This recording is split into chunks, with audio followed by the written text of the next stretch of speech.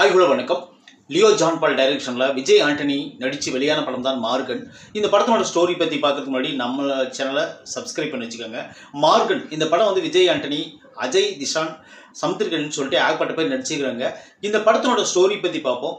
பொதுவாகவே ஒரு crime thriller drama அப்படின்னு எடுத்துக்கிட்டிங்கனாவே ஏதாவது ஒரு சப்ஜெக்டை அவங்க கையில் எடுத்துக்குவாங்க. அது கொலையாளி யார் அப்படின்னு கண்டுபிடிக்கிறதா படத்தினுடைய ஒரு கதையாக இருக்கும்.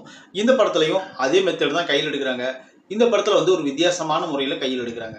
என்னென்னு பார்த்தீங்கன்னா, கொலை செய்யப்பட்ட நபர் வந்து கருப்பான உருவத்தில் எடுக்கிறாங்க. எங்கே எடுக்கிறாங்கன்னா சென்னையில் எடுக்கிறாங்க இந்த கொலையை, ஒரு குப்பைத்தொட்டிக்குள்ளே. இப்போ என்னதுன்னு பார்த்தீங்கன்னா, இது வந்து எங்கே போகுதுன்னா, இந்த விசாரணை வந்து இந்த மாதிரி ஒரு கொலை நடந்திருக்கு அப்படின்னு மும்பைக்கு போகுது. இந்த நியூஸை மும்பையில் பார்க்குற விஜய் ஆண்டனி வந்து இது ஏற்கனவே நம்ம லைஃப்பில் இந்த மாதிரி நடந்திருக்கு, இப்போ வந்து சென்னையில் நடந்திருக்கு, தொடர் கொலை வந்து சென்னையில் ஆயிருக்கு அப்படின்னு சொல்லிட்டு உடனே என்ன பண்ணுறாருன்னு பார்த்தீங்கன்னா, அவர் வந்து இன்வெஸ்டிகேஷன் ஒரு போலீஸு உடனே சிபிஐ மூலியமாக அங்கே வராரு. வந்த உடனே அவருக்கு அந்த பதவி கொடுக்கப்படுது. அவர் வந்து அந்த பதவியை ஏற்றுக்குன்னு அந்த கொலையாளியை கண்டுபிடிக்கிறதுக்கு நெருங்குறாரு. இப்போ அந்த கொலையாளி யாருன்னு கண்டுபிடிக்கிறதுக்கு தான் விஜய் ஆண்டனி அங்கேருந்து வந்திருக்காரு. 4 பேர் கொண்ட குழு இவங்களுக்கு உதவுறாங்க. குறிப்பாக மகாநதி சங்கர் கூடவே இருக்கிறாரு. இப்போ என்னதுன்னு பார்த்தீங்கன்னா, அவங்க வந்து கொலையை கண்டுபிடிச்சாங்களா இல்லையா அப்படிங்கிறது தான் இந்த படத்தினோட மொத்த கதை. இதில் வந்து அஜய் திஷான் வந்து இந்த படத்தில் வந்து ஒரு முக்கியமான ரோல் பண்ணியிருக்காரு. அவர் இந்த படத்தில் அறிமுகம்னு நினைக்கிறேன். அவர் தான் இந்த படத்தில் வந்து ஒரு காலேஜ் பையனாக வந்து ஒரு பொண்ணை லவ் பண்ணி அந்த பொண்ணு ஏமாற்றிட்டு போனதுக்கப்புறம் அவர் லைஃப்பில் நடக்கக்கூடிய ஒரு ட்ராஜடி ட்ராமா என்ன அப்படின்னு சொல்லி ஒரு கதை சொல்கிறாங்க. இப்போ என்னாகுதுன்னு பார்த்தீங்கன்னா, இந்த படத்தில் விஜய் ஆண்டனி விட அஜய் திஷானுக்கு அதிக வெயிட் கொடுத்து எடுத்துருக்குறாங்க இந்த படத்துக்கு. அது வந்து கன்ஃபார்மாக நம்மளுக்கு தெரியுது. ஏன்னு பார்த்தீங்கன்னா, விஜய் ஆண்டனி வந்து இந்த படத்தில் என்ன பண்ணுறாருன்னு எனக்கு தெரியல. அவர் வர்றாரு, அவர் கண்டுபிடிக்கிறாரு, எதையோ ஒன்று பண்ணுறாரு, அவ்வளோதான். மற்றபடி எல்லாம் அந்த பவர் ஆகட்டும், அந்த ஸ்விம்மிங்கில் முழுகி ஒரு விஷயத்தை பண்ணுறதாகட்டும், அப்புறம் அந்த டிராயிங் வரைஞ்சி கொடுத்து எல்லாத்தையும் மெமரி பவரை வச்சுக்கிறதாகட்டும், எல்லாமே அந்த பையனுக்கு தான் ஃபுல் அண்ட் ஃபுல் இது பண்ணி கொடுத்துக்கிறாங்க அந்த ஹீரோவுக்கு. விஜய் ஆண்டனி வந்து இதில் வந்து ஒரு கெஸ்ட் ரோல் மாதிரி தான் எனக்கு பண்ணின மாதிரி எனக்கு பர்சனலாக தோணுச்சு. உங்களுக்கு தோணுச்சு எப்படி தெரியல. ஏன்னா இவர் இந்த படத்தில் எதுவுமே பண்ணுறது கிடையாது. வர்றாரு, அது சொல்கிறாரு, அது செய்கிறாரா இல்லையான்னு தெரியாது. ஆனால் அந்த பையன் எல்லா விஷயங்களும் அவன் தான் கண்டுபிடிக்கிறான், அவன் தான் எல்லா விஷயத்தையும் பண்ணுறான். அப்படிங்கும்போது நம்மளுக்கு என்ன தோணுதுன்னு பார்த்தீங்கன்னா, இவரை விட அந்த பையனுக்கு அதிகப்படியான ஒரு ஸ்கோப் கொடுக்கப்பட்டிருக்கு. எந்த ஹீரோவும் இந்த மாதிரி கதையில் வந்து அதிகப்படியான ஸ்கோப் இன்னும் புதுமுகத்தை கொடுக்குறாங்க அப்படின்னு சொல்லிட்டு ஏற்றுக்கவே மாட்டாங்க. அது என்ன காரணம்னு தெரியல. இன்னொரு ப்ளஸ் என்னன்னு பார்த்தீங்கன்னா, அந்த படத்துக்கு மியூசிக் சூப்பராக இருந்துச்சு. மியூசிக் யாருன்னு பார்த்தீங்கன்னா, விஜய் ஆண்டனி அந்த படத்துக்கு மியூசிக் போட்டிருக்காரு.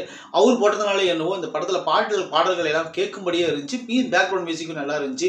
இந்த படத்தில் மொத்தத்தில் எல்லாமே நல்லா இருந்துச்சு. ஆனால் ஒரே ஒரு விஷயம் நம்ப முடியாத விஷயமா இருக்குது. அது என்னென்னு பார்த்தீங்கன்னா, ஒரு அண்டர்லைன் பண்ணி சொல்கிற மாதிரி தான் அந்த கதை. இவங்க தான் குற்றவாளி அப்படின்னு சொல்லிட்டு நம்மளுக்கு ஒரு அரை மணி நேரத்துக்கு முன்னாடியே அவங்க இன்ட்ரடியூஸ் பண்ணி வச்சிடுறாங்க. அதனால் கிளைமாக்ஸ் வந்து நம்மளுக்கு இவங்க தான் இருக்கும், இவங்களே யாராச்சும் ஒருத்தர் தான் இருக்கும் அப்படின்னு நம்ம தேடிட்டு இருக்கிறது போக இவங்க தான் இருக்குன்னு சொல்லி கன்ஃபார்மாக நம்ம கண்டுபிடிச்சிடலாம். ஏன்னா இது ஒரு அரை மணி நேரத்துக்கு முன்னாடியே இவங்க கதையை முடிச்சிடுறாங்க. அது இந்த படத்துக்கு ஒரு மைனஸாக இருக்குது. அப்புறம் என்னன்னு பார்த்தீங்கன்னா, இந்த படத்தில் மைனஸ்ன்னு சொல்கிறது அளவுக்கு ஒரு பெருசாக இல்லை. இந்த சித்தர் பாடல்கள், இந்த தண்ணியில் மூழ்கி ஒரு இது கண்டுபிடிக்கிறது, இதெல்லாம் வெளிநாட்டினுடைய எவிடன்ஸ் எல்லாம் நம்மளுக்கு காட்டுறாங்க. இதில் எந்த அளவுக்கு உண்மைன்னு தெரியல. அப்புறம் வந்து ஆமை இப்போ தம்பி வச்சிருக்கு அப்படி, அப்புறம் கோட்டான கையில் வச்சிருக்கு அப்படின்னு நிறைய சீன்கள் இதில் படத்தில் நிறைய இருக்குது. ஆனால் இருந்தாலும் இதெல்லாம் எந்த அளவுக்கு அவங்களுக்கு லாஜிக்கு எடுத்து கொடுக்குதுன்னு நம்மளுக்கு தெரியல. இப்போ வர படங்களில் எதுவுமே நம்ம லாஜிக் பார்க்குறதுங்கள வேறு.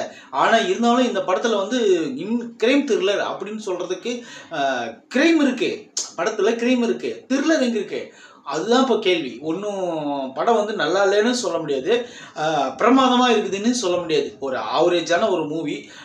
இந்த படம் வந்து இன்னைக்கு தியேட்டரில் ரிலீஸ் ஆகிருக்குது. உங்களுக்கு விருப்பம் இருந்தால் கண்டிப்பாக போய் பாருங்கள். மற்றபடி இந்த படத்தில் வந்து அது ஒரு ஒன் சைடாக அந்த கருப்பாக இருக்கிறது அதெல்லாம் அவர் கதைக்கு எந்த அளவுக்கு அவர் எடுத்துக்காட்டு. அவருக்கு வந்து ஊசி குத்துறாங்க, அவர் வந்து என்ன ட்ரீட்மெண்ட் எடுத்து அதை ரெடி பண்ணார் அதெல்லாம் எதுவுமே சொல்லலை. ரெண்டாவது வந்து ஓப்பனிங்கில் ஒரு பொண்ணு இறந்துருவாங்க. அவங்க காதலன் வந்து அந்த புகைப்பட கலைஞராக இருப்பார். அவர் ஒன்றுமே கண்டுக்கிறது இல்லை, காதல் இறந்து போயிடுச்சு அவ்வளோதான், அவர் ஜாலியாக இருக்கிறாரு. இது ஏன் ஒரு காதல் இறந்தோடனே காதல் செத்து போச்சுன்னு சொல்லிட்டு அவர் அழுகுறதும் கிடையாது. ஒரு ஃபீல் பண்ணுற அளவுக்கு கூட ஒரு சீனை வைக்காமல் அடுத்த சீன் நகர்ந்து போயிடுறாங்க. இதெல்லாம் ஃபுட்டேஜில் கட் பண்ணியிருப்பாங்க. ஆனால் இருந்தாலும் இந்த சீனில் ஒரு சீனாக வச்சுருந்துருக்கலாம், அதுபடி எதுவுமே செய்யலை. கிரைம் த்ரில்லர் அப்படின்னு எடுத்துருக்குறாங்க. ஓரளவுக்கு நல்லா இருக்குது. ஃபஸ்ட் ஹாப் கூட நல்லா ஓரளவுக்கு கடத்திட்டாங்க. செகண்ட் ஹாப் வந்து பார்த்தீங்கன்னா தண்ணி மாதிரியே கூட போய் அந்த மூச்சு பிடிச்சிட்டு பயிற்சி எடுக்கிறதெல்லாம் டைம் ட்ராவல் பண்ணுற மாதிரி கதையை கொண்டு போய் ஒரு அமானுஷ்ய சக்தி உள்ள பூந்த மாதிரி படத்தில் எனக்கு ஆயிடுச்சோ அப்படின்னு ஒரு மூமெண்ட் தெரியுது. ஏன்னா ஒரு கிரைம் த்ரில்லர் ட்ராமானா அந்த ட்ராமாவுக்கு என்னவோ அதை சொன்னாங்கன்னா நம்மளுக்கு ஈஸியாக புரியும். இவங்க என்ன பண்ணாங்கன்னு பார்த்தீங்கன்னா அந்த த்ரில்லர் ட்ராமாவில் வந்து ஃபேண்டசி கதையை உள்ளே சொருகி அதாவது வந்து என்னென்னா ஒரு அனிமேஷன் கதை மாதிரி உள்ளே கொண்டு போயிட்டாங்க. அது குழந்தைகளுக்கு ரொம்ப பிடிக்கும். குழந்தைகள் யாரும் இந்த படத்தை பார்க்காதீங்க. ஏன்னா அது வந்து ரொம்ப மோசமான ஒரு அதாவது என்ன சொல்கிறது, குழந்தைகள் பார்க்காதுன்னு சொல்கிறது வந்து இந்த மோசமான அந்த மாதிரி வயலண்ட்டான ஒன்றும் கிடையாது. ரெண்டாவது வந்து பார்த்திங்கன்னா இந்த படத்தில் செக்ஷுவல் கண்டென்ட் எதுவும் கிடையாது. போதைப் பொருள் பயன்படுத்துறதை தான் நான் சொல்கிறேன், வேறு ஒன்றும் சொல்லலை. இந்த படத்தினோட விமர்சனம் உங்களுக்கு பிடிச்சிருந்தனா கண்டிப்பாக நம்ம சேனலை சப்ஸ்கிரைப் பண்ணி வச்சுக்கோங்க. நான் போடுற வீடியோ உங்களுக்கு வந்து கிடைக்கும். இந்த படத்தில் ஒரு ஆறுதல் என்னென்னு பார்த்தீங்கன்னா இந்த படத்தில் ஹீரோயினி கிடையாது. தேங்க்யூ.